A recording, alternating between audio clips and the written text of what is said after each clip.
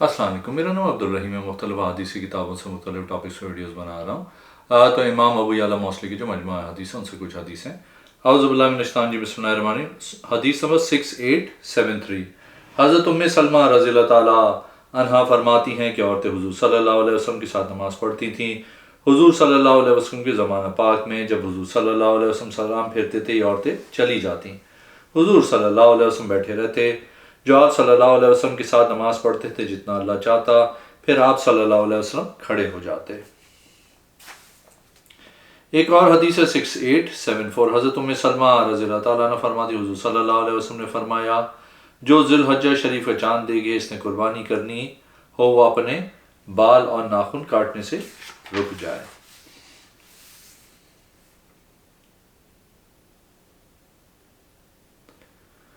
ایک اور حدیث ہے 6876۔ حضرت ام سلمہ رضی اللہ تعالیٰ عنہ سے روایت ہے، رسول کریم صلی اللہ علیہ وسلم نے اپنی بیٹی فاطمہ سے فرمایا، اپنے شوہر اور دونوں بیٹوں کو میرے پاس لے آؤ۔ بس وہ لے آئیں۔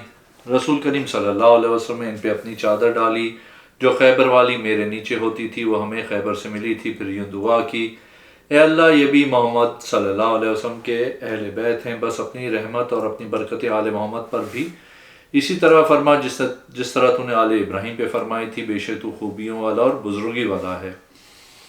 حضرت ام سلمہ رضی اللہ تعالیٰ عنہ فرماتی، بس میں نے چادر اٹھائی تاکہ میں ان کے ساتھ داخل ہو جاؤں، بس رسول کریم صلی اللہ علیہ وسلم نے اس کو میرے ہاتھ سے کھینچ کر فرمایا، بے شک تم خیر پر ہو۔ ایک اور حدیث ہے 6877۔ حضرت ام سلمہ رضی اللہ تعالیٰ عنہ فرماتی ہیں، میں نے رسول کریم صلی اللہ علیہ وسلم سے سنا کہ وہ لوگ جو چاندی کے برتن میں پیتے ہیں وہ اپنے پیٹ میں جہنم کی آگ بھرتے ہیں۔ ایک اور حدیث ہے 6879۔ حضرت ام سلمہ رضی اللہ تعالیٰ عنہ فرماتی ہیں، حضور صلی اللہ علیہ وسلم ایک آدمی سے گفتگو فرما رہے تھے، جب وہ کھڑا ہوا تو آپ صلی اللہ علیہ وسلم نے فرمایا، اے ام سلمہ رضی اللہ تعالیٰ عنہ یہ کون ہے؟ میں نے عرض کی، وہی قلبی رضی اللہ تعالیٰ عنہ ہیں۔ میں نہیں جانتی تھی کہ وہ حضرت جبرائیل ہیں، یہاں تک کہ میں نے حضور صلی اللہ علیہ وسلم سے سنا کہ آپ صلی اللہ علیہ وسلم اپنے صحابہ کو اس کے بارے میں بتا رہے تھے جو ہمارے درمیان تھے۔ راوی حدیث فرماتے ہیں کہ ابو عثمان سے عرض کی، یہ آپ کو کس نے بیان کی؟ انہوں نے کہا، مجھے اسامہ بن زید رضی اللہ تعالیٰ عنہ نے بیان کی۔ ایک اور حدیث ہے 6880۔ حضرت محمد بن علی فرماتے ہیں کہ حضرت ام سلمہ رضی اللہ تعالیٰ عنہا فرمایا کرتی تھیں کہ رسول کریم صلی اللہ علیہ وسلم نے فرمایا، حج ہر کمزور آدمی کا جہاد ہے۔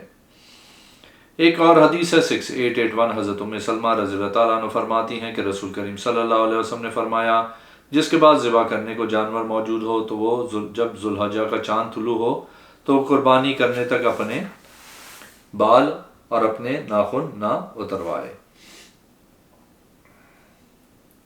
ایک اور حدیث ہے 6882۔ حضرت ام سلمہ رضی اللہ تعالیٰ عنہ فرماتی ہیں کہ حضور صلی اللہ علیہ وسلم نے اس لونڈی سے کہا جو حضرت ام سلمہ رضی اللہ تعالیٰ عنہ زوجہ بن پاک صلی اللہ علیہ وسلم کے گھر میں تھیں، آپ صلی اللہ علیہ وسلم نے اس کے چہرے پہ افسردگی دیکھی تو آپ صلی اللہ علیہ وسلم نے فرمایا، اس کو نظر لگی ہے، اس کو دم کراؤ۔ ایک اور حدیث ہے 6883۔ حضرت ام سلمہ رضی اللہ تعالیٰ عنہا فرماتی ہیں، حضور صلی اللہ علیہ وسلم جب میرے گھر میں ہوتے تو آپ صلی اللہ علیہ وسلم اکثر ہی دعا کرتے، اے دلوں کو پلٹنے والے، میرے دل کو اپنے دین پہ ثابت قدم رکھنا۔ میں نے عرض کی، یا رسول اللہ صلی اللہ علیہ وسلم آپ صلی اللہ علیہ وسلم اکثر ہی دعا کرتے ہیں، اس کی کیا وجہ ہے؟ آپ صلی اللہ علیہ وسلم نے فرمایا، ہر مسلمان کا دل اللہ تعالیٰ کی دو انگلیوں کے درمیان ہے، چاہیے تو اس کو قائم رکھے، چاہے تو اسے الٹا دے جیسے اس کی شان کے لائق ہے۔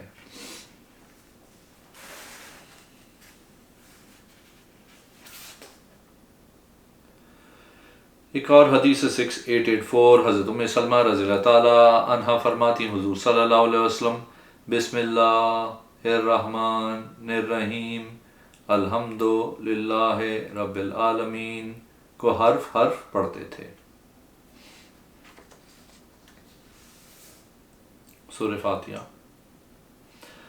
ایک اور حدیث ہے 6885۔ حضرت ام سلمہ رضی اللہ تعالیٰ عنہ فرماتی ہیں، بچے کے پیشاب پہ پانی بہا دیا جائے اور بچی کے پیشاب کے لگنے پہ کپڑے کو دھویا جائے۔ ایک اور حدیث ہے 6886۔ حضرت ام سلمہ رضی اللہ تعالیٰ عنہ فرماتی ہیں کہ میں اور میمونہ رضی اللہ تعالیٰ عنہ حضور صلی اللہ علیہ وسلم کے پاس تھی۔ حضرت ابن مختوم تشریف لائے، اجازت چاہیے، یہ پردے کا حکم نازل ہونے کے بعد کی بات ہے۔ حضور صلی اللہ علیہ وسلم نے فرمایا دونوں اٹھ جاؤ۔ ہم دونوں نے عرض کی یا رسول اللہ صلی اللہ علیہ وسلم یہ نابینا ہے۔ آپ صلی اللہ علیہ وسلم نے فرمایا تم دونوں تو نابینا نہیں ہو، تم دونوں ان کو نہیں دیکھ رہی ہو۔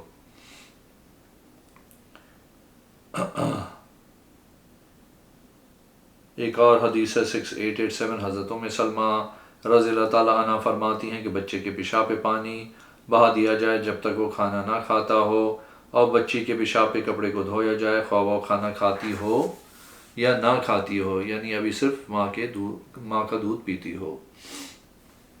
ایک اور حدیث ہے 6888، حضرت ام سلمہ رضی اللہ تعالیٰ عنہ فرماتی ہیں حضور صلی اللہ علیہ وسلم نے فرمایا جب تم میں سے کوئی مسلمان کے درمیان فیصلے کے لیے آزمایا جائے وہ غصے کی حالت میں فیصلہ نہ کرے، دونوں کو دیکھنے اور بٹھانے اور اشارہ کرنے میں برابری کرے، دونوں مد مقابل میں کسی ایک پر دوسرے کو چھوڑ کے اپنی آواز بلند نہ کرے۔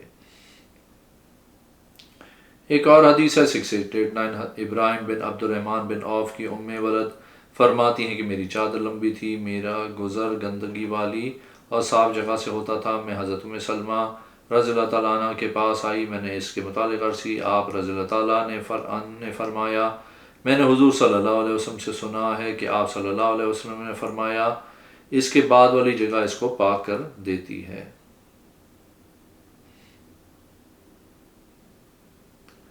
ایک اور حدیث ہے 6890، حضرت ام سلمہ رضی اللہ تعالیٰ عنہ فرماتی ہیں کہ حضور صلی اللہ علیہ وسلم نے ایک لشکر کا ذکر کیا، ان کو زمین میں دھنسایا جائے گا۔ ام سلمہ رضی اللہ تعالیٰ عنہ نے عرض کیا رسول اللہ صلی اللہ علیہ وسلم ان میں کچھ مجبور لوگ بھی ہوں گے۔ آپ صلی اللہ علیہ وسلم نے فرمایا ان کو ان کی نیتوں پہ اٹھایا جائے گا۔ ایک اور حدیث ہے 6891، حضرت ام سلمہ رضی اللہ تعالیٰ عنہ فرماتی ہیں حضور صلی اللہ علیہ وسلم نے فرمایا جس نے بیت المقدس سے مسجد حرام کی طرف احرام باندھا اس کے اگلے پچھلے گناہ معاف کیے جائیں گے، یا فرمایا اس کے لیے جنت واجب ہو گئی۔ حضرت عبداللہ کو شک ہے ان دونوں میں سے کون سی بات فرمائی۔ ایک اور حدیث ہے 6892، حضرت ام سلمہ رضی اللہ تعالیٰ عنہ فرماتی ہیں حضور صلی اللہ علیہ وسلم نے خادم کو بلایا، اسے آنے میں کچھ دیر ہوئی، آپ صلی اللہ علیہ وسلم نے فرمایا اگر قصاص کا خوف نہ ہوتا تو میں تجھے اس مسواک کے ساتھ مارتا۔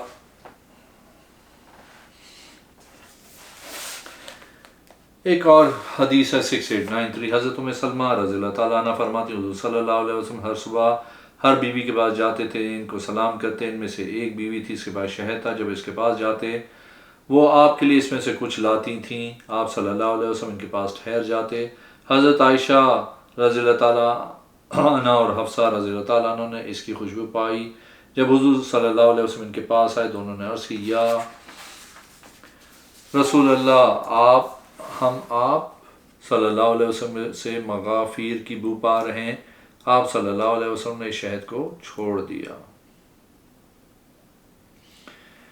ایک اور حدیث ہے 6894، حضرت ام سلمہ رضی اللہ تعالیٰ عنہ فرماتی حضور صلی اللہ علیہ وسلم جب صبح کی نماز پڑھتے پھر سلام پھیرتے، آپ صلی اللہ علیہ وسلم یہ دعا کرتے اللہم انی اسألوک علما نافعا ورزقا طیبا وعملا متقبلا۔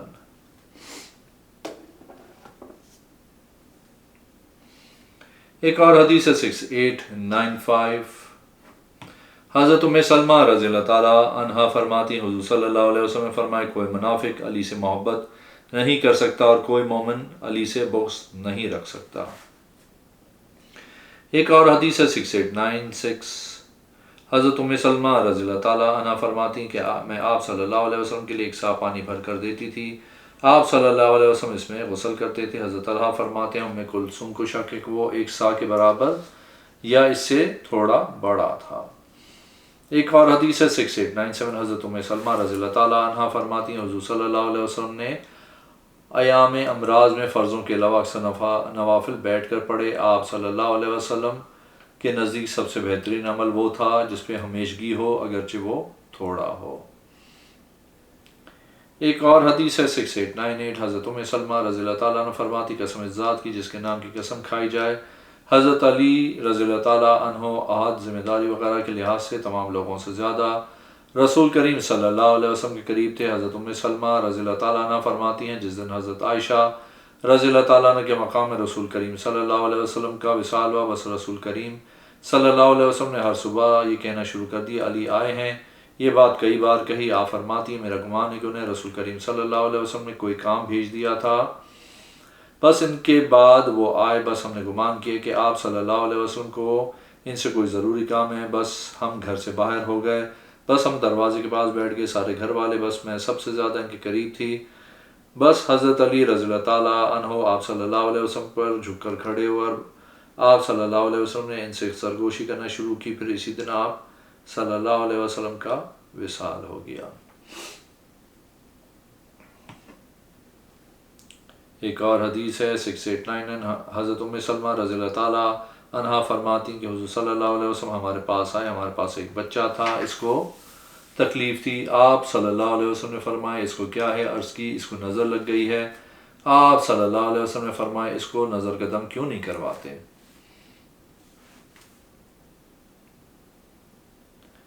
ایک اور حدیث ہے 6900 حضرت سلمہ رضی اللہ تعالیٰ عنہا فرماتی ہیں حضور صلی اللہ علیہ وسلم کی عام وصیت حالت بیماری میں نماز تھی اور ان لوگوں سے اچھا سلوک تھا جو تمہاری ملکیت ہیں، یہ تھی حتیٰ کہ وہ آپ صلی اللہ علیہ وسلم کے سینے میں اٹکنے لگی اور زبان سے اس کی ادائیگی ممکن نہ رہی۔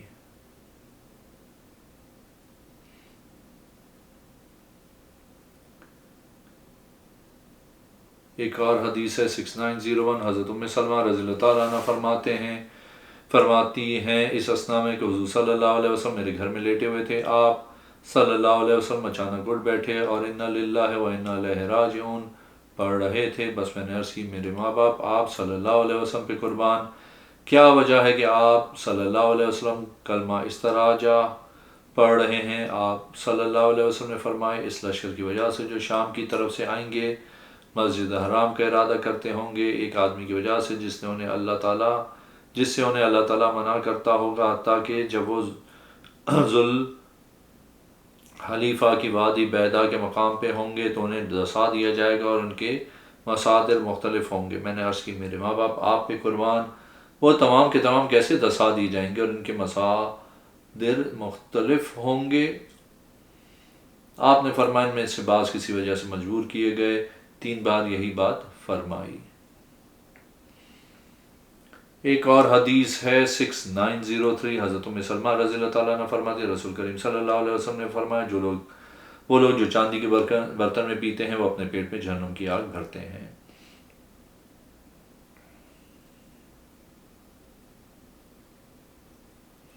ایک اور حدیث ہے 6904 رسول کریم صلی اللہ علیہ وسلم کی زوجہ محترمہ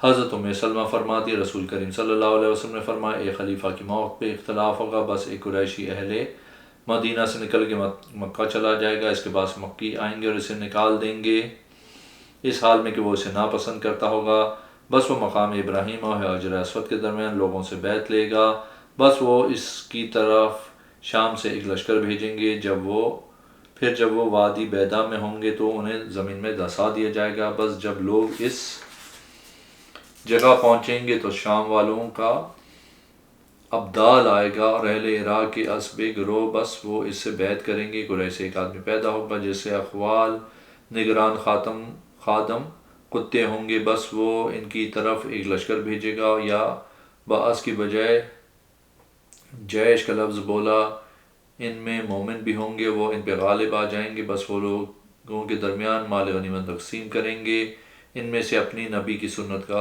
اجرا کریں گے، وہ اسلام کی زمین مضبوط کر دے گا، وہ 7 سال رہے گا۔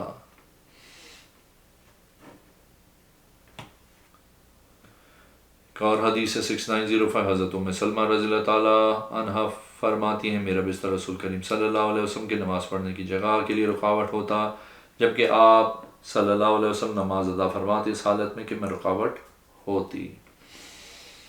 ایک اور حدیث 6906 حضرت سلمہ رضی اللہ تعالیٰ عنہ سے روایت ہے رسول کریم صلی اللہ علیہ وسلم کے پاس ابو ہیشم انصاری آیا، اس نے غلام کو مطالبہ کیا تو رسول نبی کریم صلی اللہ علیہ وسلم نے وعدہ فرمایا کہ ادگر قیدی آئے تو تجھے دیا جائے گا۔ بس وہ حضرت عمر رضی اللہ تعالیٰ عنہ سے ملا تو آپ نے اس سے کہا، اے ابو لہیشم، بے شک نبی کریم صلی اللہ علیہ وسلم کے قیدی ملے ہیں، بس آپ صلی اللہ علیہ وسلم کے پاس جا کر اپنا وعدہ پورا کر لے۔ بس ابو الحشیم ہیشم اور حضرت عمر چل کر رسول کریم صلی اللہ علیہ وسلم کی بارگاہ میں اور عرض کی، اے اللہ کے رسول، ابو الحشم آپ کے پاس اپنا وعدہ پورا کروانے آیا ہے۔ تو نبی کریم صلی اللہ علیہ وسلم نے فرمایا، ہمیں 2 کالے غلام ملے ہیں، ان میں سے جو چاہے چن لے۔